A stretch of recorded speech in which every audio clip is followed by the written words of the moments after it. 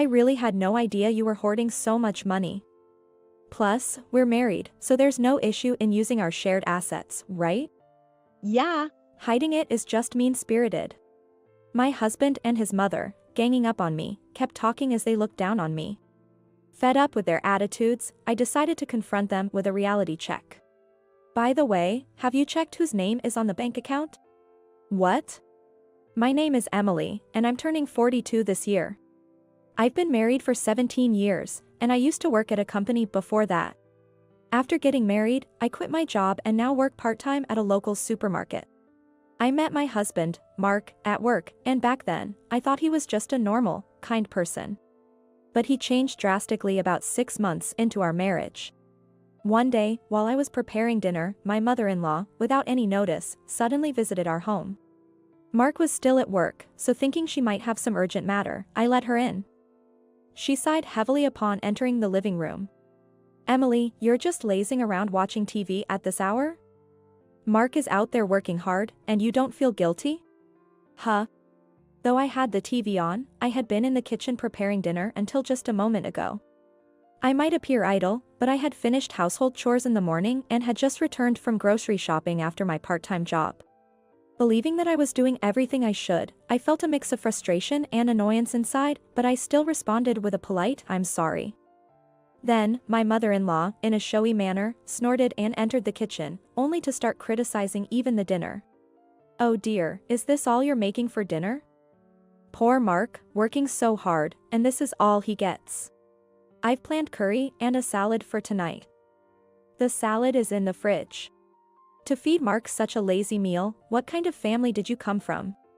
Not content with just criticizing me, she also insulted my parents. At this point, I couldn't help but get angry and asked her, a bit sharply, "Did you need something?" She widened her eyes in mock fear and retorted, "Oh, how scary. It's just dinner, no need to get angry," then plopped down on the sofa and started watching TV. "What is it?" "It's not, what is it? Shouldn't you normally offer something to your mother-in-law who came all the way here?" "What do you mean? You don't even offer tea. How inconsiderate." Poor Mark. Tired of hearing my mother-in-law repeatedly emphasize how poor Mark was, I served her tea. To that, she complained, "This tastes cheap," and started nitpicking everything. Back then, I was younger and avoided confronting her, thinking I should be considerate towards my husband's mother. However, she took our silence as consent and began visiting frequently, constantly complaining about my cleaning or accusing me of being lazy. Eventually, overwhelmed by her constant criticism, I talked to Mark about her. "Hey, can you ask your mom to reduce her visits a bit? Why? Is it such a bother when she comes? You've seen it, haven't you? No matter how hard I try with cooking or housework, your mom always complains. That's because she wants you to do better, Emily. But it's hard to manage dinner when she comes unannounced. If it bothers you, tell her yourself. But don't forget she's just worried about us." Mark always brushed off my concerns, never taking them seriously. No matter how hard I tried to keep the house clean or improve my cooking, my mother-in-law, like picking at the smallest faults, would never praise me. Once, she brought vegetables that were clearly nearing their expiration date, so I used them for dinner. Then, with a contrived sigh, she complained, "Serving such wilted vegetables to your husband and his mother, how could you?" And I began to realize she was just looking for reasons to criticize me. Because of her relentless nitpicking, I decided to talk to my father-in-law. I gently conveyed how troubling it was to have her come unannounced so often, and how difficult it was to prepare meals for her. Surprised, he apologized profusely, not knowing she had been visiting us. "I thought she was out dining with friends. I had no idea she was bothering you. I'm so sorry." "Oh, no, you don't have to apologize. I've been giving her money for dining out, thinking she was using it. You haven't been accepting it, have you?" "Unfortunately, no." "Oh, I'm really sorry." My father-in-law was genuinely apologetic throughout our conversation.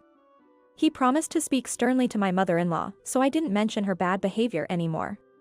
Just when I thought I could relax, I received a scolding call from her. "Hello?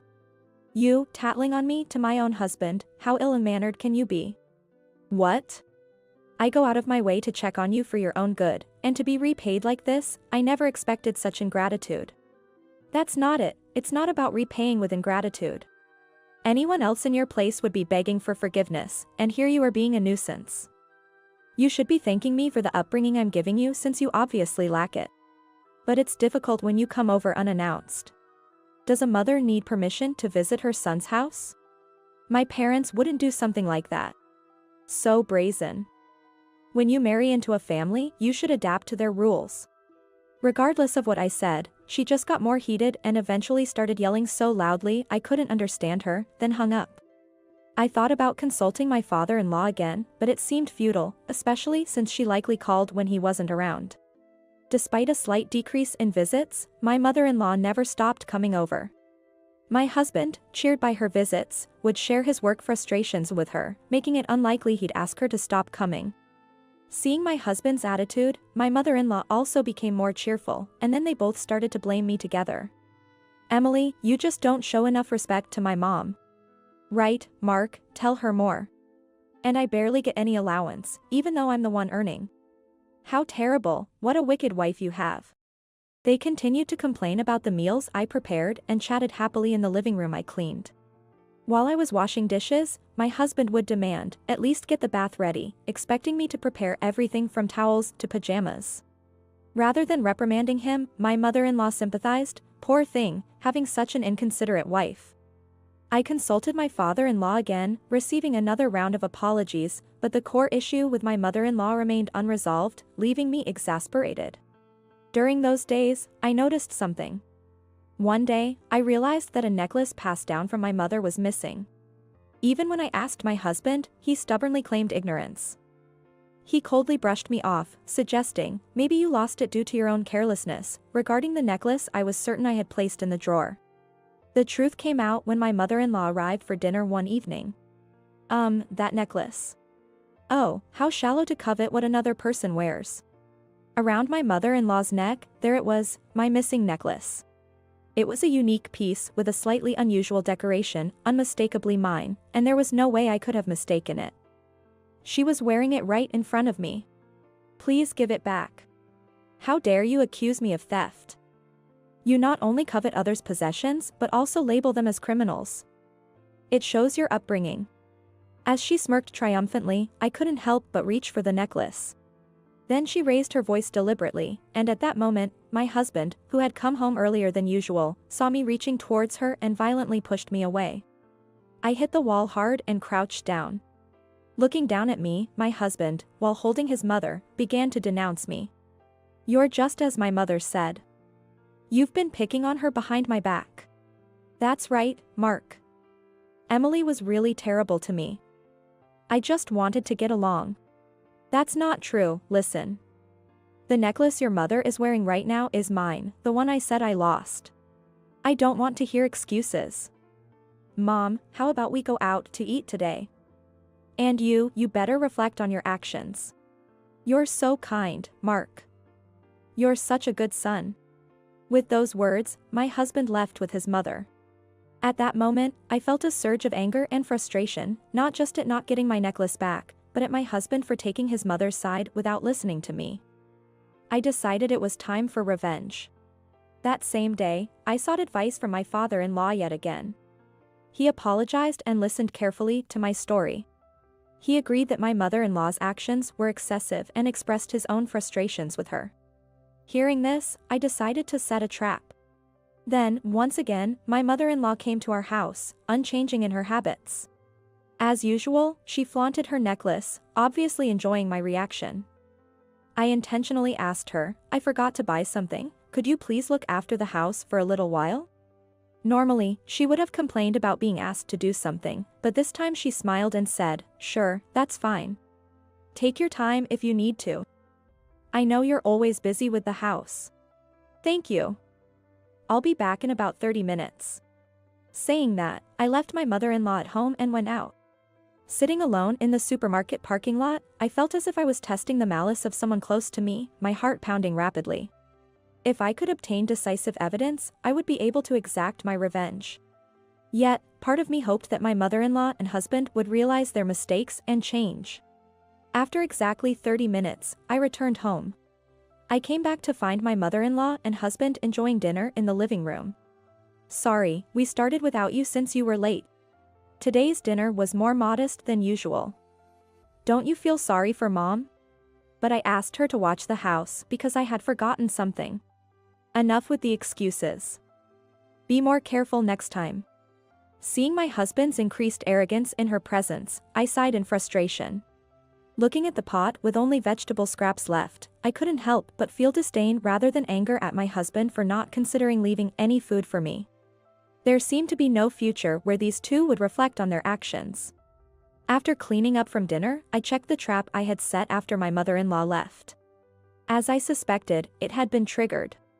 Seeing this, my husband's mocking smile appeared even more repulsive than ever. His triumphant look was eerily similar to my mother-in-law flaunting the necklace, and I couldn't help but laugh. Then, sooner than I expected, the day of revenge arrived. On his day off, my husband called me to the living room with his mother, both of them in high spirits. Seeing the two of them in such a good mood, I sat opposite them, pretending to be unaware of anything. "Why didn't you tell me?" he asked. "About what?" "About the bank account. If you had that much money, you could have told me. Now you can show some filial piety to Mom." "I don't understand what you're talking about." "Don't play dumb. We're talking about your bank account." I let out an audible gasp. They, without a hint of doubt, happily spread out a quotation for a duplex house on the table. "Mom and Dad, you and I, we bought a duplex house together." "Bought it? What do you mean?" "You're slow on the uptake. We used the money from your account to make the contract. Buying it outright means no interest, it's smoother this way." "Wait a minute, why are you deciding this without me?" "Emily, you really do hate me. That's why you don't want to live with me." "Hey, cut it out. That's rude to my mother." "It's rude? What about you two, touching someone else's money without asking?" "That's far more rude." "You too?" Such ill-mannered people really do have bad mouths. I had to fight back laughter at the two of them saying whatever they wanted. Somewhere inside, I was dismayed at how terrible I had become, but these two were the ones who made me this way. My resolve for revenge didn't waver. We found a great new house, so we went ahead and signed the contract. "No matter what you say now, it's too late. I had no idea you had saved up so much. Besides, we're married, so there's no problem in using our shared assets." "Yeah, hiding it is what's really mean. By the way, did you check the name on the bank account?" "What?" My words froze them. Unable to hold back any longer, I burst into laughter. They peeked at the bank account, then looked at me with faces drained of color. "What the heck is this? What you see is what it is. Why is it in this man's name? I never said it was my bank account." "So what are you saying? You stole his bank statement, you thief." "Who's the thief?" "You two broke into my locked drawer and took it." "That's because you were hiding it so carefully." "Really? So it's okay to steal something just because it's hidden? Is that the upbringing you received? Don't talk back to my mother like that. You should watch your own mouth. Do you know why your father gave this to me?" Why?" "I heard from your father why your mother has been spending so much lately. You two were taking trips together while on leave, right? Well. And you told all sorts of lies to the company for being absent, like I was sick or went back to my parents' house. When I told the truth to your boss over the phone, he was speechless." "What?" Realizing their situation was deteriorating, the two looked at each other with troubled faces. But I was past the point of forgiving them. As we sat in silence, the doorbell rang at just the right moment. I went to the door and brought the guest into the living room, making them gasp in shock. I had contacted my father-in-law when my mother-in-law first came over. "What are you doing here?" "I've said it many times, don't trouble Emily." But. There's no but. When will you two start acting responsibly?" "Father, she had your bank statement, and with it. How dare you treat her like this? I didn't raise you like that. You're an embarrassment, not taking care of your wife properly. But you took care of me." "Took care of you?" I worked hard so you wouldn't have to struggle, saved money for you, let you do what you wanted. And now what? You expect me to overlook how you treat your daughter-in-law? Well, that's... Throughout, any attempt at an excuse was met with a fierce response from him, leaving them speechless. They shrank and hung their heads as he delivered the final blow. That bank account I entrusted to Emily? I told her it was a nuisance fee because you two wouldn't listen and kept bothering her. What?